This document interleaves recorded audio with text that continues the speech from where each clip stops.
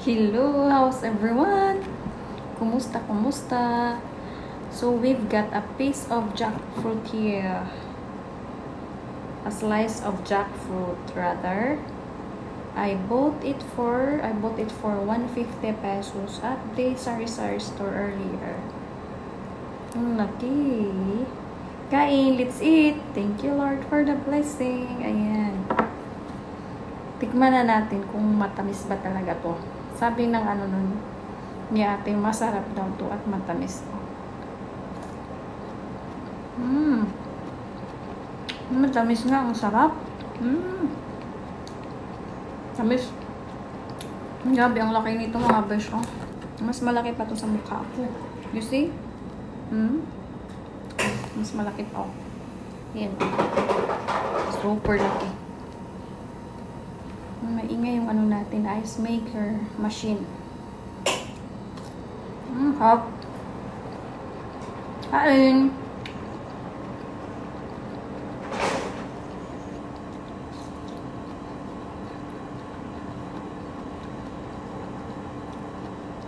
It's Saturday here in the Philippines. And it's already 11:28. Yeah. Sarap.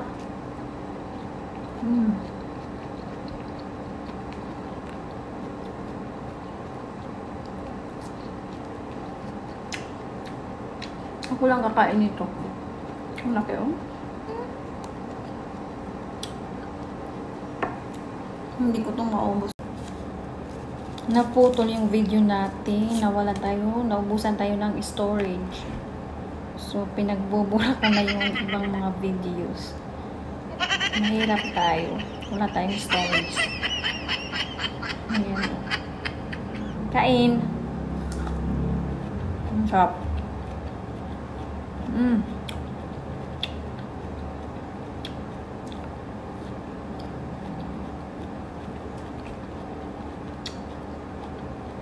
Laki, oh.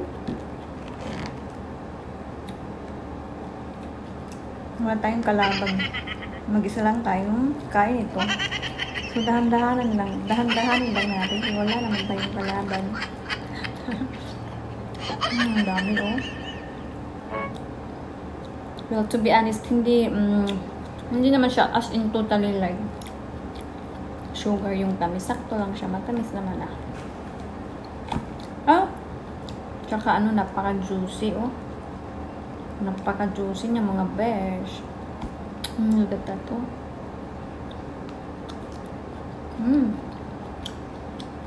Mag-chika muna tayo.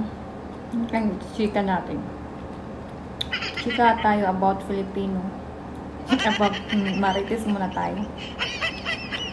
Minsan, natawa ako sa sarili ko kasi yung tao ba, no?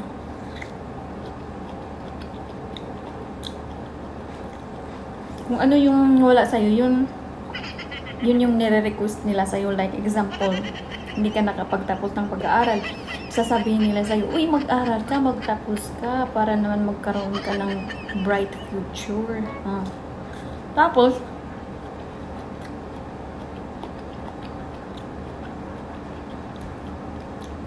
kapag tapos ka naman na mag-aral, iba na naman yung i-request nila sa'yo. Tapos ka na mag-aral, uy, may trabaho ka na ba? Pinoy attitude. Uy, may trabaho ka na ba? Saan ka nag-work? Oh. Tapos kapag nagtrabaho ka naman na, iba na naman yung i-question sa'yo. Uy, may jowa ka? Uy, mag-asawa ka na, tumatanda ka na. Wala ka pang mga anak.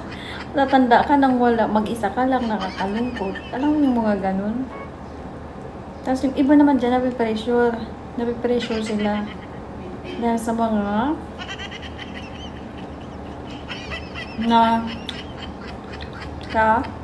palibot sa kanila yung puro tanong about your personal life. You know what? Yung iba dyan, napipressure nila dahil sa mga tanong mo. Tapos kapag sabihin naman na meron ka na, uy, mag-ano ka na, patayo ng ganyan, magnegosyo ka, magnegosyo ka, etc. May ibang tao kasi na napipressure talaga, like yung mag-anak. May iba dyan napipressure. Kaya nga yung iba dyan parang nagsusuicide.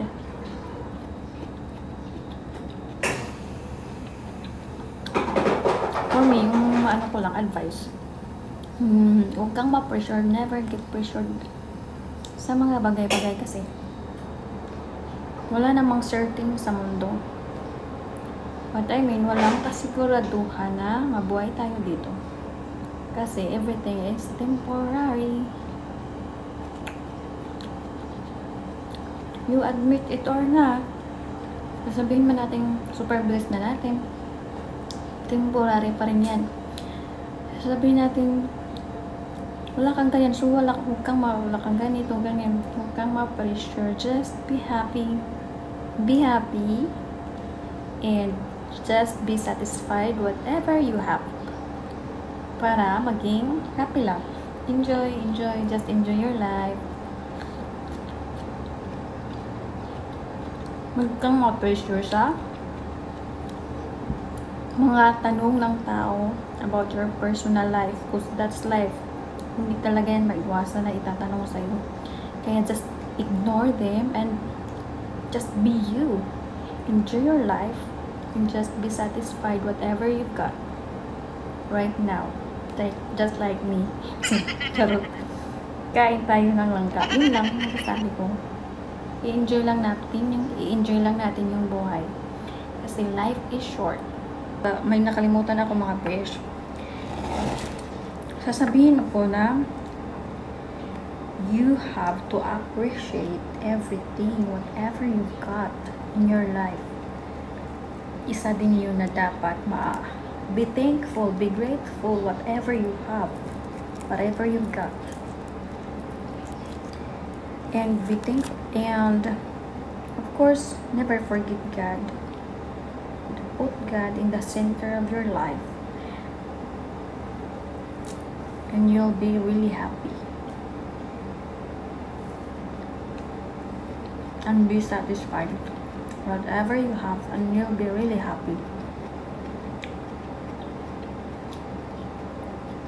Kasi, once na hindi mo ma-appreciate yung isang bagay, yung parang every time na meron ka, parang may kulang. Kung hindi mo ma-appreciate yun at hindi ka satisfied, hindi ka talaga sasaya. If you put God in the center of your life, like every step of your way, andun siya, magiging happy ka. Kahit konti lang yung meron ka, kahit wala kang ganito, ganyan, happy ka pa rin. Kasi you're satisfied whatever you've got in your life. Yun.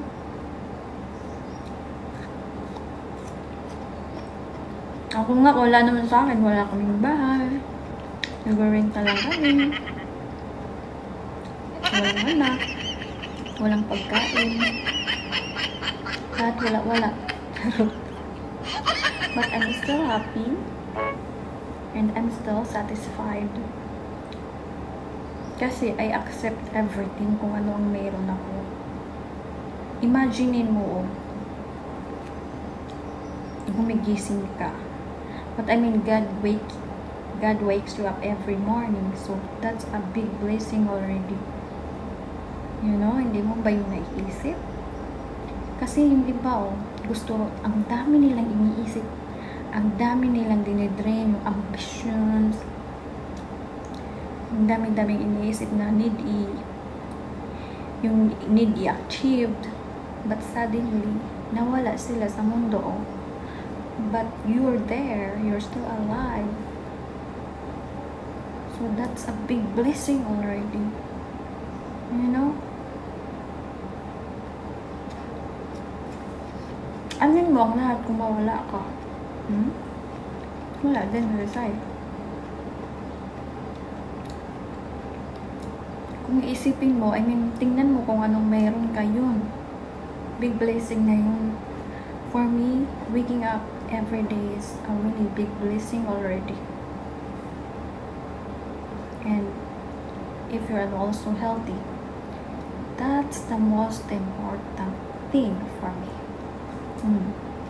Waking up every day, when you're healthy, you're eating every day, that's it. Sabi ko nga, life is short.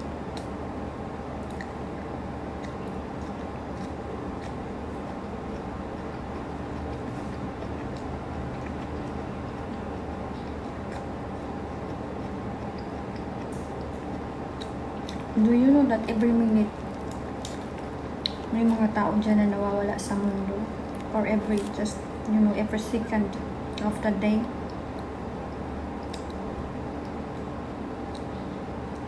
But ikaw, you're still there, you're still eating, you're there, you're alive, you're healthy. So why not appreciate them? Right? Just be grateful. Just be thankful whatever you've got.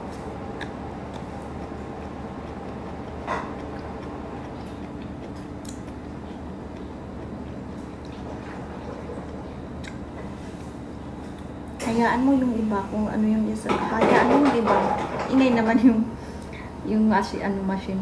Hayaan mo yung iba kung ano yung sasabihin nila sa'yo. Just be yourself. Enjoy your life. Be satisfied.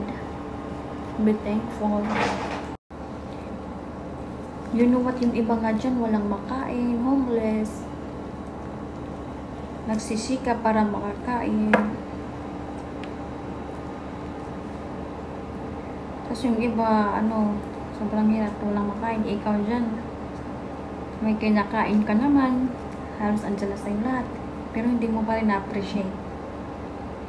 So it means,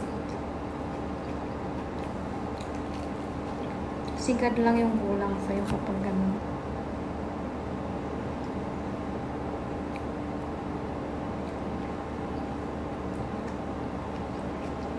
Ang isipin natin yung paulit-ulit na lang. So that's it for today. Sana you've learned something from me. Char.